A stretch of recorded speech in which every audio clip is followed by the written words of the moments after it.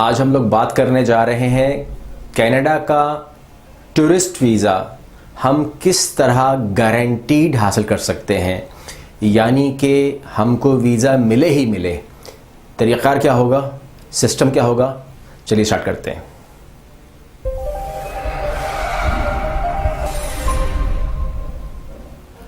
अस्सलाम वालेकुम, मेरा नाम कैसर है और आज इस वीडियो में हम बात करने जा रहे हैं कि हम किस तरीके से कनाडा का जो टूरिस्ट वीज़ा है वो हम गारंटेड हासिल कर सकते हैं।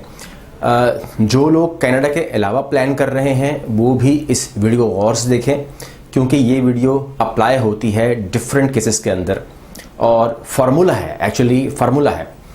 जो वीज़ा ऑफिसर है या जो इमिग्रेशन की जो सिस्टम है, जो टीम है, उसकी कोई नफ्सियात है और एक नफ्सियात एक क्लाइंट की है, जाने वाले की है और उसकी सोच की है।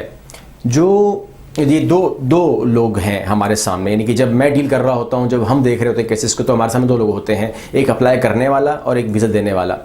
तो जो वीज़ा देने वाला है वो साइकी समझता है वीज़ा लेने वाले की कि ये वीज़ा क्यों मांग रहा है। वो इस बात के ऊपर अपना काफ़ी होमवर्क कर चुका है, face reading and all that.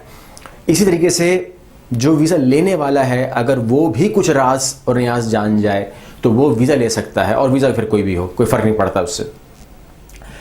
Visa लेने के लिए जो एक तरीक़ाकार ये है कि आप मैसेज कर दें कि sir please help me out, मैं गरीब आदमी हूँ, मुझे आप पहुँचा दें। इस तरीके से तो वीज़ा नहीं हो सकता। यानी कि मेरी लिमिटेशन या मेरी कोई सिस्टम, क्या आप कहेंगे इसको, मेरी कोई ऐसी औकात थोड़ी है कि मैं किसी को बोलूँ कि ये आप मेरे पास आ गए हैं तो वीज़ा ले लें।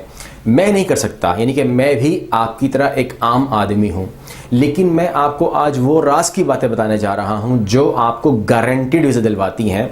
और इस तरीके से हमारे पास जो लोग आए जो रिफ्यूज़ भी हुए थे, उनके काम भी हो गए, लेकिन वो काम जो उनके हुए हैं उनकी अपनी मेहनत से हुए हैं, हमने सिर्फ उनको गाइड किया है। तो इस वीडियो के ज़रिए आप आज वो गाइडेंस लेने जा रहे हैं जिसके ज़रिए वीज़े मिल जाते हैं। आप बेशक खुद अप्लाई कर लें, बेशक आप कहीं से भी अप्लाई कर लें, फार्मूला होना चाहिए, ये वाला फार्मूला होना चाहिए। फार्मूला क्या है?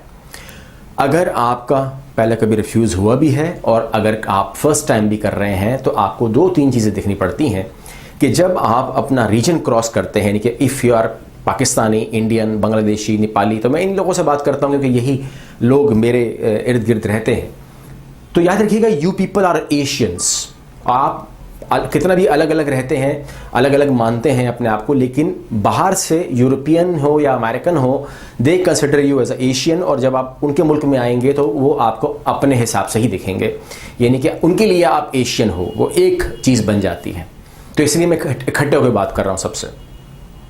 सबसे पहला पॉइंट कि आप जब भी वीज़ा अप्लाई करने लगें तो देख लीजिएगा कि आप वीज़ा कहाँ का अप्लाई कर रहे हैं। अगर आप वीज़ा अप्लाई कर रहे हैं यूरोप का, कनाडा का, यूएसए का, तो फिर सबसे पहले दिमाग में रखें कि आपके पास पहले से ट्रैवल हिस्ट्री हो, पासपोर्ट ब्लैंक नहीं हो। पहला फार्मूला आपका ये होना चाहिए। अब पासपोर्ट ब्लैंक नहीं हो मतलब कि अगर आपने प्लान करना है कि आपने यूएसए या कनाडा जाना है, तो फिर आप 2020 है, 2020 के अंदर आप जाना ना शुरू कर दें, बल्कि आप 2-3 साल के बाद अप्लाई कर सकते हैं। उससे पहले आपको एक टिकट में 3 मुल्क, 4 मुल्क, 5 मुल्क करने होते हैं, जिसकी वीडियोस मेरी पहले से सिस्टम पे मौजूद हैं, मेरे चैनल पे मौजूद हैं, आप देख चुके हैं, देखते रहे हैं। लेकिन वहाँ भी एक मसला आता है मेरे साथ कि बजाय उसको अवेल करने कि वो एक टिकट में 5 मुल्क, 4 मुल्क, 3 मुल्क अवेल करें, वो सवाल करते हैं हाउ इट इज़ पॉसिबल। ठीक है ना? अब हाउ इट इज़ पॉसिबल का मतलब होता है लर्निंग। अगर आपको लर्निंग करनी है तो बिल्कुल हमारे पास सिस्टम मौजूद है, आप लर्निंग के अंदर आ सकते हैं, आप सीख सकते हैं। नॉट ओनली कि how it is possible, but you can make that trips also for other peoples, तो वो मसला नहीं है। लेकिन आप हमसे काम ले सकते हैं, हम काम करके दे सकते हैं, या तो हम आपको सिखा सकते हैं। तो दो रास्तों में से कोई एक रास्ता ही आप चूज करें एंड वी कैन डू। मगर दोनों एक साथ नहीं हो सकते कि पहले आपको हम 1 महीने का ट्रेनिंग करवाएं कि how it is possible and then you will satisfy and then you will go with us. तो ये नहीं हो सकता। तो आप या तो बोलेंगे जी मुझे जाना है, या तो बोलें मुझे सीखना है, दैट्स ऑल। अब क्या है कि जब ट्रैवल हिस्ट्री आपकी होती है तो उनको पता चल जाता है कि ये आदमी आने वाला जाने वाला आदमी है, इसकी तबीयत में ट्रैवलिंग मौजूद है, यानी कि ये ट्रैवलिंग के ऊपर पैसा खर्च करता है, करता रहता है, कर चुका है। और उसके बाद जो सबसे बड़ा पॉइंट आता है जो उनकी नज़र होती है, मैं आपको बता रहा हूँ आज साइकी जो वीज़ा ऑफिसर है ना, जो वीज़ा दे रहा है, जो पेंसिल लेके बैठा हुआ है और आपकी फ़ाइल लेके बैठा हुआ है, वो क्या देखता क्या है, उसकी नज़र होती किस इसके ऊपर है। सबसे पहले क्या निकालता है, वो सबसे पहले निकालेगा आपकी ट्रैवल हिस्ट्री और उसके बाद आपका वो बैंक स्टेटमेंट निकालेगा। अब बैंक स्टेटमेंट के अंदर भी आपके पास बहुत अच्छा खेलने के लिए मौका होता है। वो ये कि या तो आप शराफत से 6 महीने के अंदर 6 ट्रांजेक्शन कर दें। क्या आप बोलते हैं कि सर मेरी मिसाल है कि 70,000 की सैलरी है, वो आ रही है सर सिस्टम में, ठीक है ना, तो एक ही दफ़ा आ रही है, 70 आ रहे हैं, 70 निकाल रहा हूँ, तो मेरा ख्याल है वो एक आधे पेज के ऊपर आपका 6 महीने का स्टेटमेंट बन जाएगा, क्योंकि टोटल 12 ट्रांजेक्शन होंगी, 6 दफ़ा अमाउंट आई होगी, 6 दफ़ा निकली होगी, तो 12 लाइनें होंगी, तो 12 लाइनें जो है आपका आधा पेज कवर करेगी। और ये स्टेटमेंट एक कमज़ोर सी यतीम सी स्टेटमेंट जो है आपको दे रहे होंगे। जब आप प्लानिंग करें तो कम से कम 6-8 महीने पहले इतनी ट्रांजेक्शंस करें कि वो समझ में ही ना आए, इतनी पढ़ने में ही ना आए। यानी कि फॉर एग्जांपल आपकी सैलरी क्या है, इट डजंट मैटर, आपकी जॉब में आपका बिजनेस क्या है, it doesn't matter, but you can do transactions. ये मुश्किल नहीं है।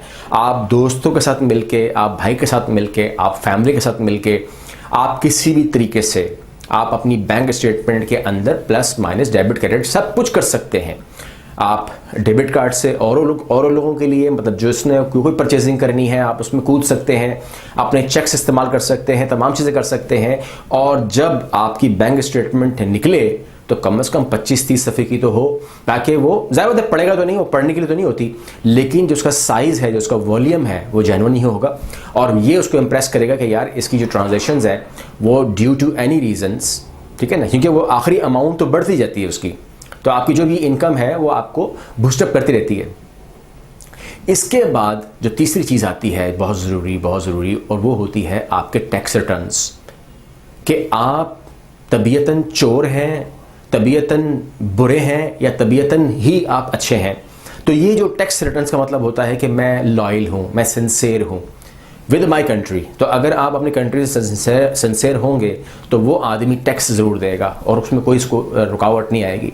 लेकिन जो लोग तबीयतन अपने मुल्क को ही नहीं मानते, तो वो अगर बाहर जाएंगे तो उनकी क्या उन्होंने रिस्पेक्ट करनी है। जो अपने मुल्क को ना माने तो उनके मुल्क को क्या मानेगा, या उनके कानून को क्या मानेगा, वो कानून का आदमी तो ना हुआ। दूसरी बात, जो आदमी टैक्स नहीं पे करता मतलब वो गरीब है, सिंपल सी बात है। अगर वो बिल्कुल ही टैक्स यानी कि नील टैक्स पे करता है या पे ही नहीं करता, तो उसकी औकात ही नहीं है कि वो टैक्स पे करे। ठीक है, गवर्नमेंट भी कहती है मत पे करो, मगर इसका मतलब ये हुआ कि वो गरीब है। तो अगर वो गरीब है तो उसको कनाडा क्यों भेजे, सिंपल सी बात है। तो इसलिए अगर आपको वो रिफ्यूज़ कर दे नील के ऊपर या ना भरने के ऊपर, तो आपको भी क्या एतराज़ होना चाहिए, क्योंकि एक गरीब आदमी का क्या काम है, कनाडा में घूम कर आए, वो अपना घर चला ले, बड़ी बात है। तो लिहाजा आप टैक्स को पे करना शुरू करें, और टैक्स कम से कम 2 साल के रिटर्न्स आपके पास हों, 2 साल के रिटर्न्स आपके पास हों, तो आपका टैक्स माना जाता है कि जी ये टैक्स पेयर आदमी है। टैक्स पेयर, उसकी एक अलग इज्जत है, ठीक है ना।